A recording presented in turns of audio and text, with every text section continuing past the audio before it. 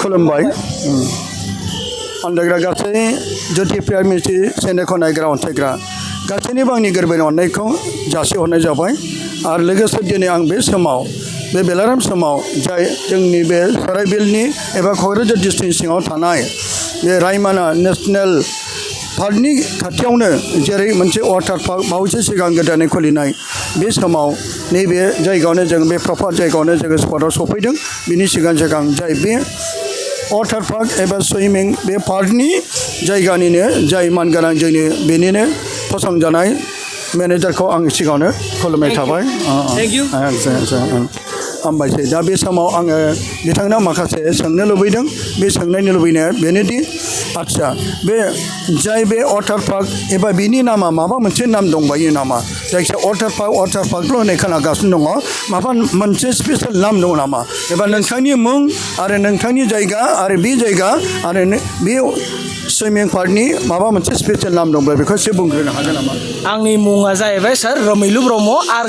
चिरांनि धालिगावनि ओमफ्राय आङो बे जाहैबाय बिनि जेनेरेल मेनेजार स' सार बिनि वाटार पार्कनि नामा जाहैबाय रिच वाटार पार्क ओमफ्राय बे 5 किल'मिटार खाथि डिस्टेन्स खाथि रायमना नेशनेल पार्कनिफ्राय ओमफ्राय जोंनि रुल्स एन्ड रेगुलेसना फार्स्टलि बाहाय जाहैबाय सबसे प्लास हाइजेनिक एन्ड क्लिन ओमफ्राय बिनि अपेनिं टाइमा जाहैबाय नोंनि फुंनि सार 11 AM ओमफ्राय बेलासिनि 6 PM सिम आरो जोंनि बाहाय जोङो मालाबाबो एलक'हल हक गुटखा हक सिगारेट्स हक धुम्रपान जिखुनु हक बेफोरबायदि बुस्थुखौ जों बाहाय टटेलि प्रहिबिटेड एलाउड खालामा स्ट्रिक्ट आरो जोंनि बाहाय सिकिउरिटि नेशनेल बड'लेण्ड सिकिउरिटि सार्भिसाबो बाहाय जोङो लेंहरनाय जादों ओमफ्राय बेजों लोगोसे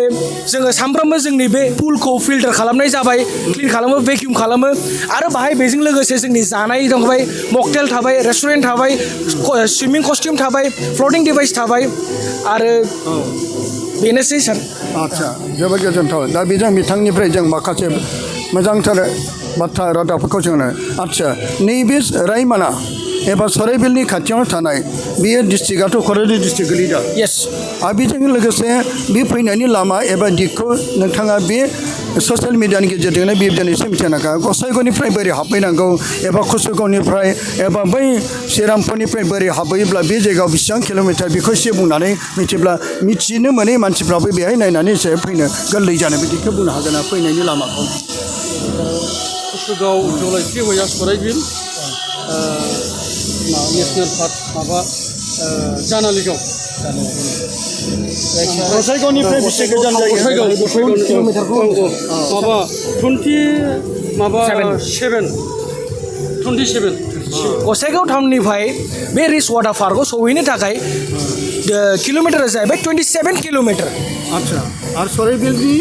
बाजारनि एसे गोजान सराइबिलनि बाजारनिफ्राय मस्ट प्रबेबलि बे अनलि हाफ एन आवारल' लायो सार आदसा आरो बेजों लोगोसे फैनायनि लामाफ्रा बे सराइबिलनिफ्राय फैयोना बै नेशनेल पार्क रायमना नेशनेल पार्कनि बेजों लामाजों फैयो सराइबिल बाजारनिफ्राय फैनानै नोंसोरो रायमना नेशनेल पार्कखौ लोगो मोननानै बिनि उनाव रायमना नेशनेल पार्कनि गेटनिफ्राय लेफ्ट हेन्ड लानानै 5 किल'मिटारल' स्ट्रेट फैनानै बिनि उनाव राइट हेन्ड साइडआव रिच वाटार पार्कनि गेटखौ नुखागोन आदसा बेसे टाइम लायो बै रायमना नेशनेल पार्कनिफ्राय मस्ट प्रबेबलि 10 मिनिट्स अनलि बाराथ'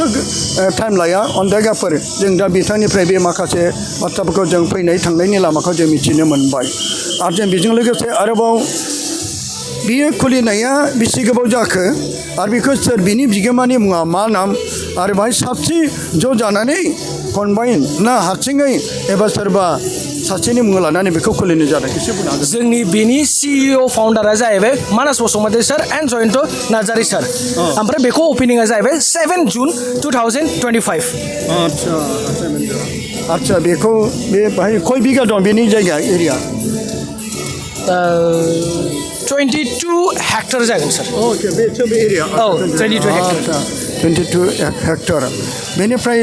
जाय बेखौ खुलिनाय समाव गोबांथ' थाखा फैसाबो थांबाय गोबां खरसाबो थांबाय बेनिफ्राय बेबायदि जोंनि बे बड'लेण्डआव बेनो फार्स्ट नामा बड'लेण्डआव जोंनि बे बड'लेण्डआव हय सार बे फार्स्ट टाइम आरो बेबादि नोङो जुदि सेकेन्ड अपसन वाटार पार्क गिदिर नायजानो लुगैदोंबा बे गुवाहाटियावल' दङ सार एक'लेण्डआ येस एक'लेण्ड जोंथ' एक'लेण्डआव थांबाय एक'लेण्डआवथ' जेनेबा आदसा नोंथांनियाव बे पार सासेयाव बेसेबां टिकेट आरो बेसेबां अनलाइनाव अफलाइन बेखौ एसे बुंनो हागोन ना? दा इनिशियेलि जोंना बाहाय अफलाइन टिकेटल' जागासिनो आरो पार पार्सना जाहैबाय 300 रुपिस आरो बिल' 5 इयार्स एजनि गथ'फोरखौ जोङो बाहाय फ्रि एन्ट्रि होनाय जादों। आदसा जोबोर मोजां नाथाय जोंथ' एक'लेण्डआवथ' एसे गोबांसिन नै Yes. 150 बा 1000 जों बेखौ खोनायो नाथाय जोंनि बे जायगायावथ' आरो मोजां मिथिंगानि आबहावाफ्रावथ' जोबोर मोजां गोग्गो सिटिफोर बायदियावथ' गुबुंले बारहावाफोर आरो सिटिनि टाउननि जायगाफोरनि जेरै इन्जिन खारनाय जेरै पलिउसननि माखासे नाथाय जोंनि बे जायगायाथ' गोग्गो बारहावा आरो बेजों लोगोसे जोङो बावैसो बे नेसनेल पार्क बाहायथ' माखासे जोङो जिब जुनार बिफां लाइफां बेफोर गासैखौबो नायनायजों लोगोसे आरोबाव बे जायगाखौ खुलिनाया जोंनि थाखाय जोबोद मोजां आरो गोजोननाय मोन्दों जों बयबो रायजो राजाफ्राबो बेखायनो आं दिनै बे ससियेल मिडियानि गेजेरजोंबो गोबांथार दिनै बे जायगा खुलिबाय आरो बिथां मेनेजारखौ लोगो मोनबाय जोबोद गोजोननाय मोन्दों बेनिखायनो दा बाहाय माखासे बे खुलिनायजों लोगोसे मा थांखिखौ लानानै ना थाखा फैसा खामायनायनि थाखायल' ना गथ'फोरनि माखासे ब्रेन एबा जोंनि माखासे साननाय हनायफ्रा गोग्गो जानो थाखाय बे एसे बे उद्देश्यखौ एसे बुंनो हागोन नामा? जोंनि बे मेन मटिभा बाहाय बेखौ खुंनाया जाबाय रिच वाटार पार्कखौ फार्स्टलि जोंनि बाहाय बड'लेण्डआव जेरावबो गैया आरो बे बुस्थुखौ बेजों लोगोसे जोङो जोंनि लकेलिटिखौ जायगाखौ एसे कमार्शियलाइज खालामनो सानदों एन्ड एज वेल एस जोंबो बेजों लोगोसे गावनि स्टेटासखौ बिजनेस प्रफेसनेल लाइनखौ जोङो गिदिर सिमां फिउचार नुदों। आदसा जोबोर मोजां माखासे जोंनि आनएमप्लयफोरखौ सल्भ खालामनायबो जों बेजों नुबाय आरो फारसेथिं दा बाहाय साबसिन टटेल मेनेजारनिफ्राय लानानै बेसेबां साबसिन कर्मचारिफोर बाहाय एंगेज जाना दं बर्थमान जोंनि बाहाय एंगेज जानानै दङ 41 स्टाफ आदसा 41 स्टाफ इनक्लुडिं मी 42 आदसा बेनिफ्राय बे जायगायाव 41 स्टाफा मेनेजारनिफ्राय लानानै जेसेबां रेस्टुरेन्टआव थाग्राफोरखौ लाफानानै माने टिकेट काउन्टारफोरखौ लाखानानै कम्पिउटार जिरायग्राफोरखौ लाफानानै दा टटेल 42खौ नायदो बे बे वाटार पार्कखौ खुलिनायजों लोगोसे माखासे जोंनि यां जाय फरायनाय गथ'फोर बिसोर गोजान जायगायाव थांनो नांगौमोन गोजान जायगायाव बिसोरो थांनायखौ नाथाय बे जायगायाव माखासे बिथांमोनखौ सल्भ खालामनाया जोबोद जोंनि थाखाय बुंनानै फोजोबनोसै दिनै बे जायगायावथ' बे आं सोंहरनोसै आदसा बे माखासे दैफोरखौ माखासे लेबरेटरि टेस्ट खालामनाय जायोना जाया? बेफोर अलरेडि टेस्टेड खालामनाय गोजा सार आरो बेजों लोगोसे जोङो बेखौ दैलि फिल्टार खालामो आरो एभरि आर्लि मर्निं जों बेखौ भेकिउम खालामो सार।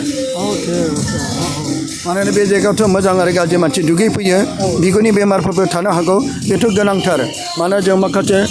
माखासे टेक्न'लजि माखासे माबाफोर डक्टरफोर टेस्ट खालामग्राफ्रा बबेनि खाथिनि ना गोजान? बेसोर जाहैबाय सार गोजाननि अफिसियेल येस गभर्नमेन्ट इन्सपेक्टरफोर बिथांमोननि गभर्नमेन्टनि एप्रुभेल जाखानाय बिथांमोनासो बेखौ टेस्ट खालामो आरो बे दैखौ बेनो थायो ना बेसोरखौ गारनानै गोदान जोङो सार बेखौ एभरि नाइट टिल मर्निं बेखौ जोङो फिल्टार खालामबाय थायो फिल्टार खालामबाय टेस्ट खालामबावो टेस्टआ एक्सुवेलि सार दैलि जाया बाहाय माने नोंना माने एकर्डिं टु विकलि वाइजलि नङाबा मोनसे सम थानानै जोङो जोंनि मानसि गभर्नमेन्टनिफ्राय अफिसियेल माने माबा इनभेस्टिगेट खालामनो फैयो सार्भे खालामनो फैयो स' बिसोरनि थ्रुआव बे बुस्थुआबो एप्रुभेल जाजोबो। आदसा बेहाय फैनाय मानसिफ्रा बांसिन जोंनि लकेलनि ना गोजाननि ना बबेबा स्टेटनि बेखौ एसे बुंनो हागोन ना? जोंनि बाहाय बांसिन मानसिया फैनाया जाहैबाय all of them must probably certified and skilled labour. West बेंगलफोरनि फैना फैया? हस्पिटाल वेस्ट बेंगलनिफ्राय फैयो आरो बेजों लोगोसे धुब्रीनिफ्राय फैयो बङाइगावनिफ्राय फैयो आरो गुवाहाटीनिफ्राय फैयो बरपेटानिफ्राय फैयो सार। आदसा बिसोर फैनानै थांफिनो ना बहाबा थानायफोर थालाङो बिसोर? दा बर्थमान सार बे बुस्थुआ मा जादों जाय गोजाननिबो फैयो बिसोर बाहाय पेकेज सिस्टेमाव फैयो आरो बे बुस्थुआ जोंनि बाहाय जों पेकेजखौ लासैनो बेखौ जोङो पाब्लिश खालामनो नागिरगासिनो लजिं थानाय दुगैनाय जानाय आरो साफारि राइडखौ जोङो भेरि सुन बेखौ पाब्लिश खालामनो नागिरगासिनो। बेखौ खालामनाया गोनांथार मानोना गोजाननिबो फैगोन मानो मोनानि आरो बेबो सार मोननै धोरोमनि थाबाय फार्स्टलि जाहैबाय एडुकेसनेल सेगमेन्ट आरो मोनसे जाहैबाय कर्परेटेड सेगमेन्ट कर्परेटेड सेक्टरफोरनि आलदा मोनसे पेकेज जों बानायनाय जादों आरो एडुकेसननि थाखाय जोङो बाहाय डिसकाउन्टजों लोगोसे बाहाय आलदा स्किम एप्लाइ खालामनाय जादों सार। आदसा जोबोर मोजां बेजों लोगोसे माखासे स्टुडेन्टफ्राबो माखासे पेकेजनि गेजेरजों बिसोर माखासे बे टुरिजम सिस्टेमजों लोगोसे आरोबाव बिसोरो बे जायगायाव जेरै बबेबा स्कुल कलेजनि मानसिफ्राबो फैयो नामा? फैयो सार एभरि स्टुडेन्ट युथ प्रग्राम मैयाबो दाखालिसो इन्टारनेसनेल योगा डेआव जोंना क'क्राझारनिफ्राय BLFC होननाय मोनसे क्लाबनिफ्राय बिसोर फैनानै जइन जानानै बिराद मोजाङै बिसोर बाहाय रंजानानै थांबाय जायो। आदसा बेहाय माखासे जायफ्रा स्टाफनि मानसिफोर बिसोरनि होनाय सेलारिफ्रा बै बेसेबांसिम होनाय जायो बेखौ एसे बुंनो हागोन ना सेलारि सिस्टेमखौ जेनेबा बेखौथ' बुंनो हानाय नङा दे जेबो नंला अब्लाबो दाबो नोंसोरथ' सेलारिखौ मोनथ'वाखै नालाय दा दे दासो गोदानै नालाय दा बुंनो थाङोब्ला बेसे गोबाव जाखो होनदों खुलिनाया जुन 7निफ्राय खुलिदों ओमफ्राय दासिमबो लानानै बे अलमस्ट 20 डेजसो जाबाय आदसा गेजेराव माबा एसे बन्द' जानाय खोनादोंमोन गेजेराव सार एक्सुअलि मा जादों माने जोंना बाहाय जोंनि एक्सपेक्टेड जों जि सानदोंमोन 100निफ्राय 200 जन जानानै स' बिनि थाखाय मा जादों जोंनि बाहाय किसुमान फेसिलिटिया सर्टेज जानानै जों बाहाय बन्द' दोननानै बे बुस्थुखौ जों सिस्टेमेटिकलि साननानै मोजाङै जोङो अर्गानाइज खालामनाय फिननाय जादों सार आदसा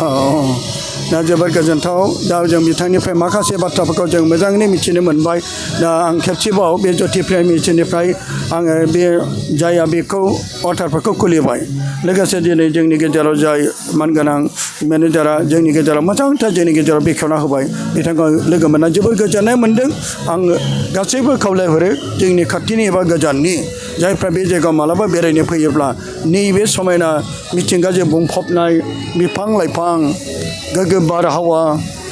समायना रमायना दाउसिन दाउला आरो माखासे जोङो बै नेसनेल पार्कआवबो मै अमा आरो समायना रमायना मोख्राफोर जाय मोख्राफोरखौ जों आगोलनिफ्राय गोदोथ' दंफां लाइफां जौनो नाथाय दा समायना रमायना दंफां लाइफां रोदोमफिनबाय बिनि खाथियावनो नैबे दुगैग्रा जायगायावबो नोंथांमोना मालाबा फैगोन आरो बेजों लोगोसे गोबां जों इसोरनि अननाय फोथायनाय जों गावनि फिसाफोरखौ न' सिङाव थायाजासेनो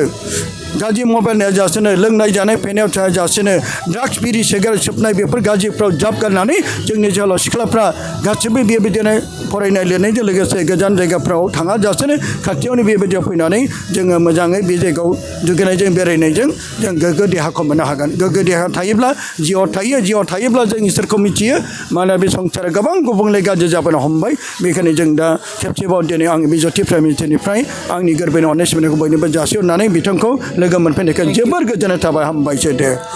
खुलुमबाय गोजोन्थों दे